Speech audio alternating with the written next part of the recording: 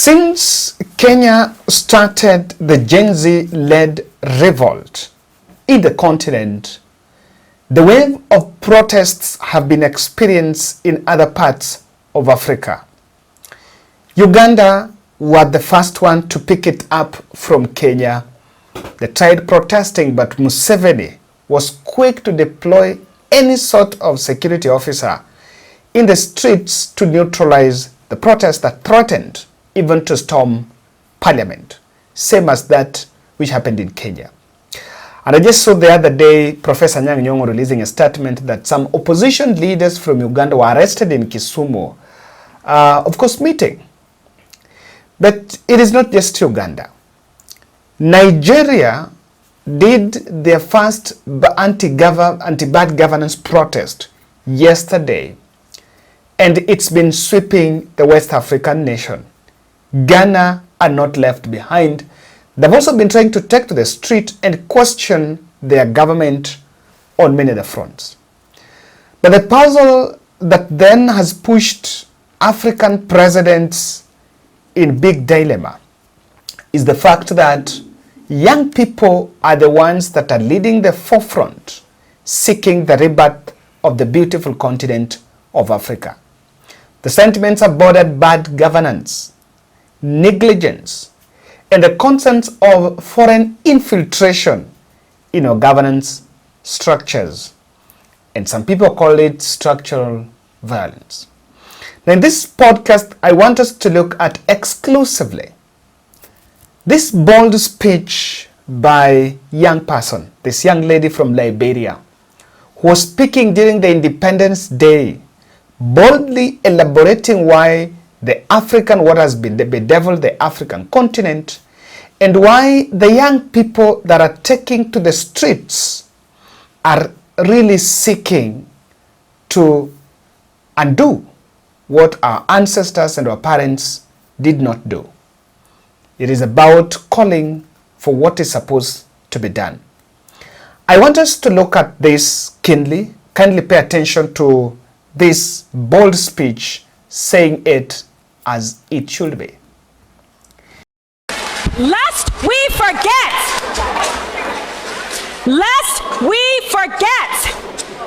the United States was one of the last countries to recognize our independence. Lest we forget, the United States has taken more from us than it has given.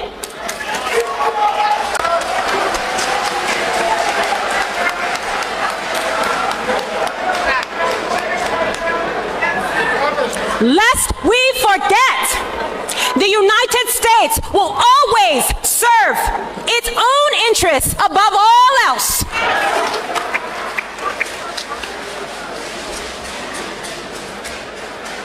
Once we accept these truths, we will appreciate that a reimagined Liberia is nobody's stepchild. A reimagined Liberia is not only free from colonial relations of power, it is also free from colonial artifacts that cripple us. How could renaming our capital Monrovia help to decolonize us? We must also adopt one of Liberia's most widely spoken languages as our national language, and embrace Liberian English as our lingua franca. Now, this does not negate the need to master standard English. Instead, it promotes multilingualism as a form of nationalism. Because our norms and traditions are fluid rather than fixed, we must understand that the dichotomy between indigenous and settler, domestic and diasporic is false. One thing that unites us all is our shared history of migration. Now, some of us are more recent migrants than others. For example, while modifying our values from top to bottom, bottom to top, we must enforce already sound laws while building additional safeguards to curb corruption. We must strengthen judicial bodies and integrity institutions by populating them with impartial patriots. Name and shame those found guilty of evading public trust. Force them to restitute stolen funds and resources.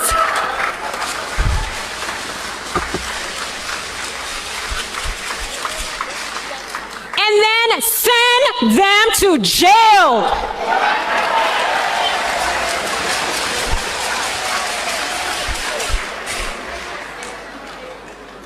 High-level corruption, in particular, I'm going to repeat this because I want you to remember it. High-level corruption, in particular, is like mass murder. And we must treat it like the egregious crime that it is. Because the rule of law is not some fashionable accessory we put on when it suits us. It is a protective armor that we must wear every single day in our values-based revolution. Now, in addition to prosecuting people in the soon-to-be established National Anti-Corruption Court, we must also remove corruption-inducing expenditure from our national budget, such that inflated salaries for elected and appointed officials, imported vehicles, fuel and scratch card allotments can be completely done away with. These funds should be reallocated to incentivize doctors and nurses and teachers and police officers who serve under-resourced regions of this country. All government agencies must be audited, and elected and appointed officials should declare their assets for public scrutiny as a requirement for assuming office. On the international affairs front, we must not allow foreign financiers to hijack our development process. We cannot and will not build a new Liberia for all Liberians if we blindly pander to the World Bank, the International Monetary Fund, and their proxies in the United Nations. These neoliberal institutions are not committed to the radical transformation required to reimagine Liberia.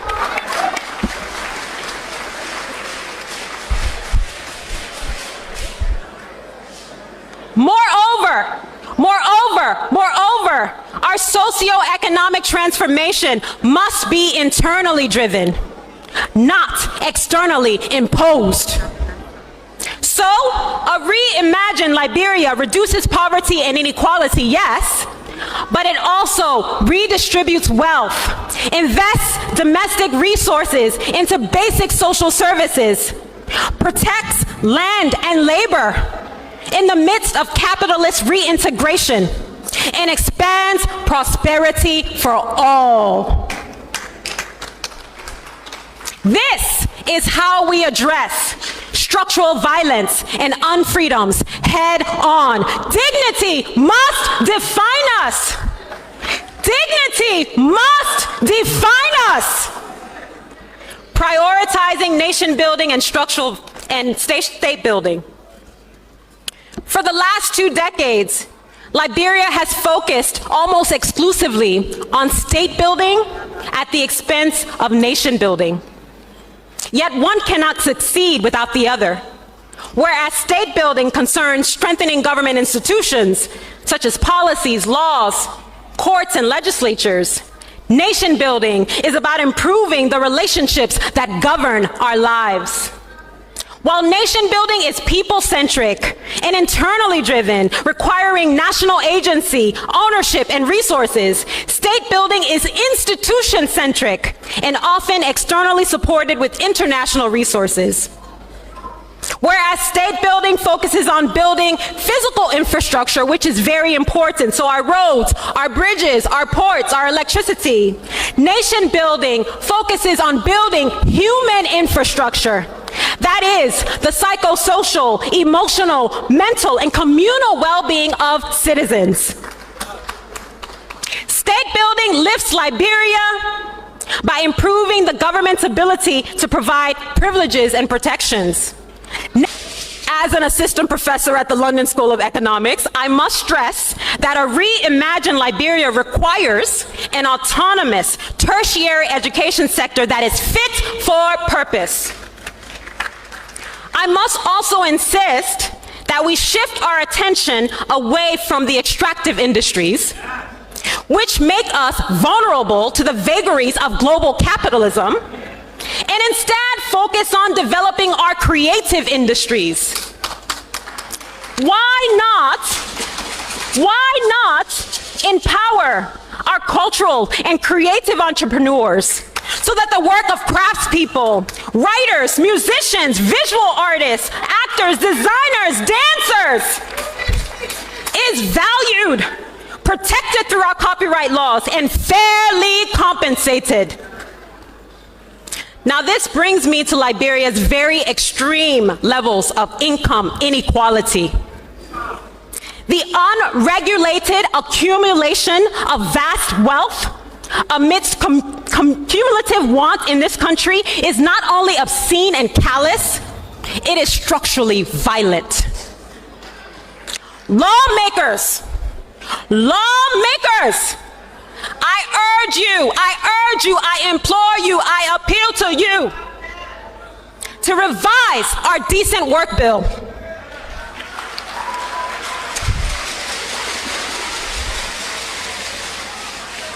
Change the monthly minimum wage from $143, which is unconscionable. What can you possibly do with $143 a month?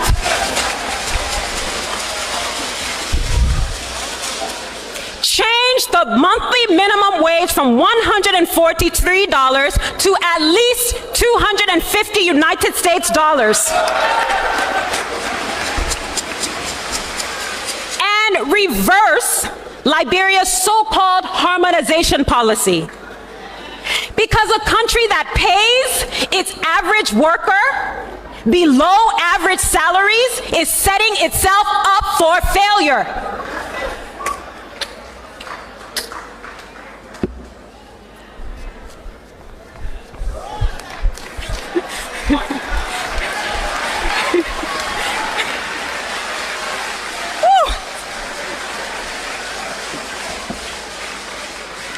We must also reform our pensions and social security system, leading to a complete overhaul of NASCOR. This way, that particular agency can serve all workers, including those in the informal sector who are the backbone of this economy. If our government does its part, then we citizens must do ours. Now, when I was growing up as an undocumented migrant in Washington, D.C. in the United States, my humble and hardworking parents, my father is in the audience today, thank you, Dad,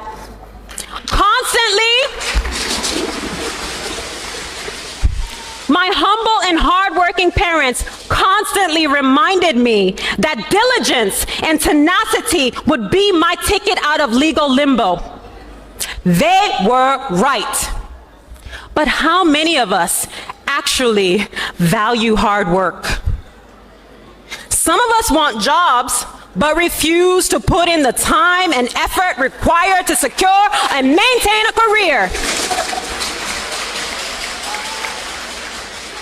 When given the opportunity, we shirk our responsibilities and demand compensation for doing very little. We must change our ethic around work and propel our labor markets into the next century. We must also enforce the Liberianization policy by protecting Liberian businesses from the monopoly of foreign cartels. For example, because we import more than 80% of our food, including the staple rice, preference for government contracts should be given to Liberian agribusiness operating at scale.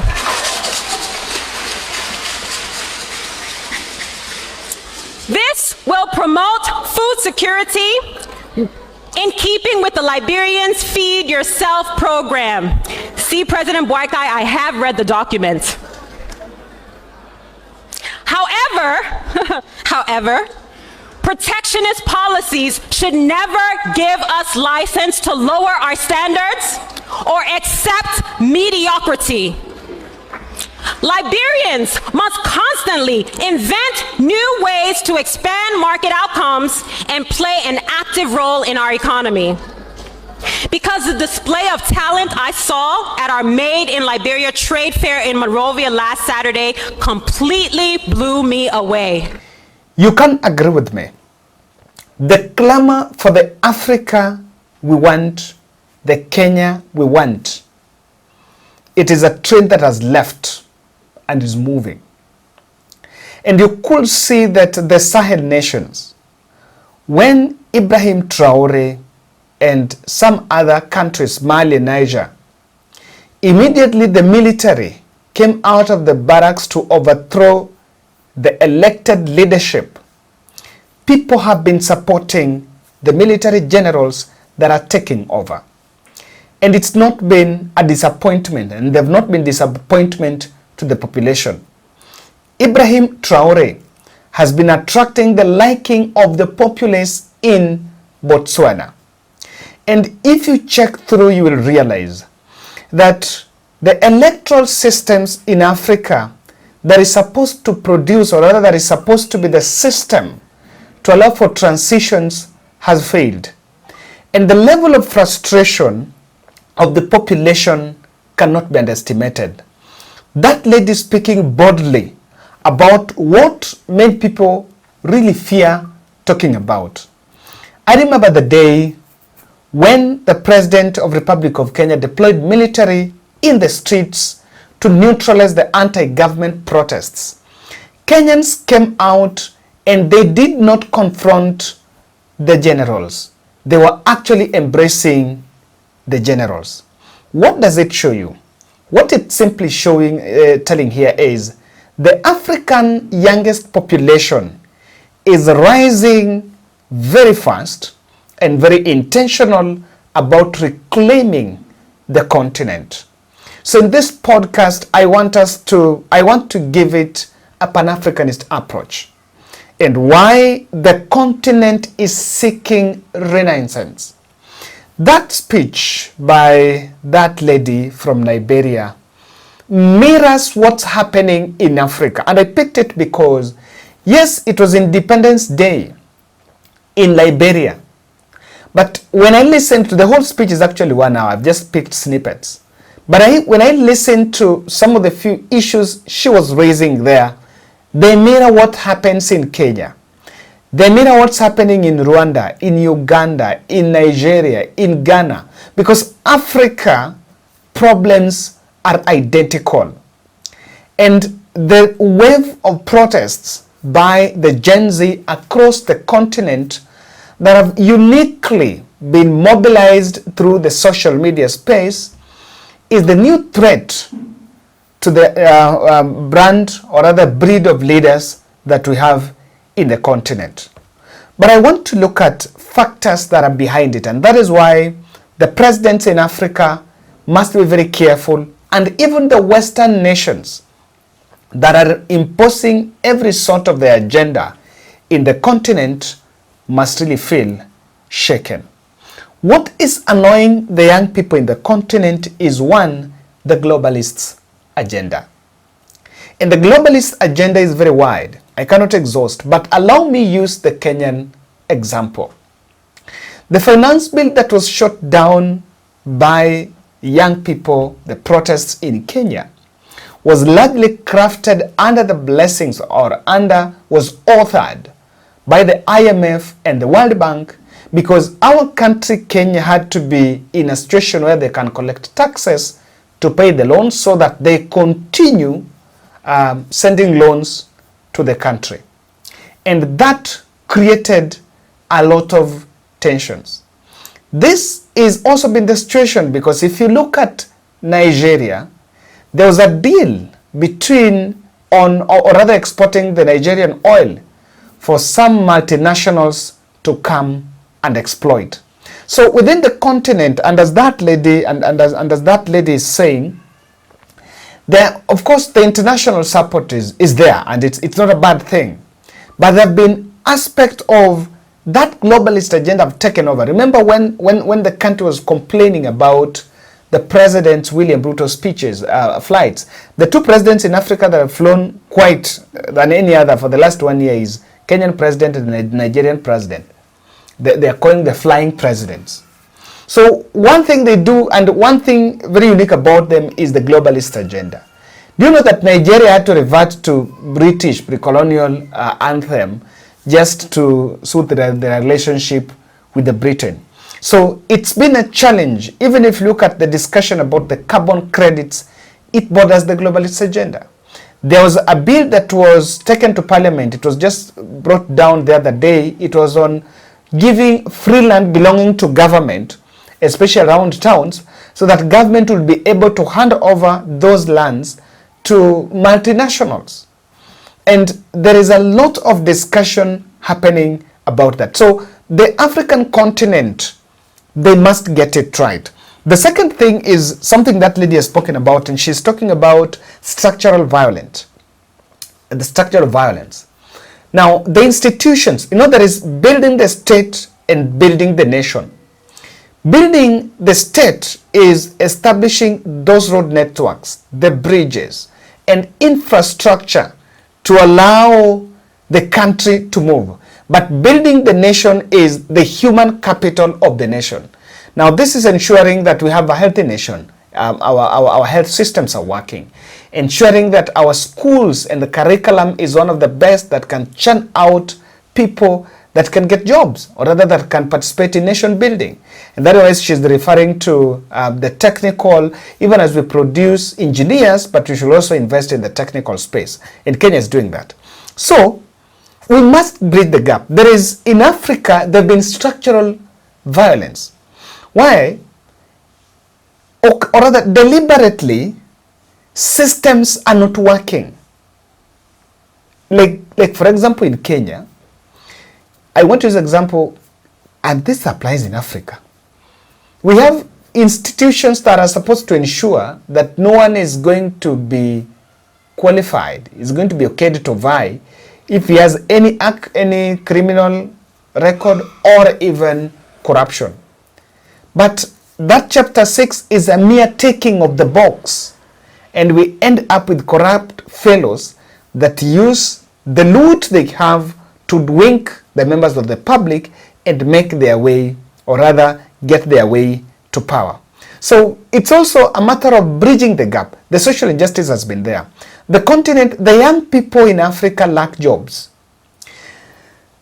Emphasis on labor migrations cannot really be able to convince the continent that that is the best for them. Malawi took a chunk of their young people to Israel to work in the farms, and some of them were returned back unceremoniously over some very meager offense. The President of the Republic of Kenya have been saying that there are labor migration agreements with the global nations. But how many are really getting those opportunities? The youth in this country are in the tune of 20 or 30 million. But the president will take the microphone and speak in a rally that he has secured some 10,000 jobs to young people to go and work in some other countries. Now, this is a drop in the ocean. And probably, I want to see that the young people in the continent are seeing that the gap between the rich and the poor is a making of the state so that they can continue getting their way with the ills in the society. The continent, after independence, has never been united for a purpose. And in fact, I agree with what the Piole Lumumba was saying, that Africa was divided. And after it was divided, there was a scramble for the continent where those that got some areas that are endowed with minerals, and I want to believe almost 60% of the continent is endowed with minerals. The West come only for the minerals. Collect the minerals, the scramble was it. Then after it, proxy wars has to be created so that the continent is put in a violent or rather constant violence. If you look at what's happening in South Sudan and DR Congo, it is a violence that is thriving in people or rather powers that are seeking those minerals. And I want to look at it, that is why the young people are raising their voices and they're saying enough is enough. With these more voices joining the Gen Z protest and the Gen Z revolution in the continent, I think we will have to agree that Kalongolongo agreements like what Raila is having with William Ruto under that broad-based thing, they're not going to serve purpose in the long run, because the African rebirth spirit is actually sweeping the continent. Thank you.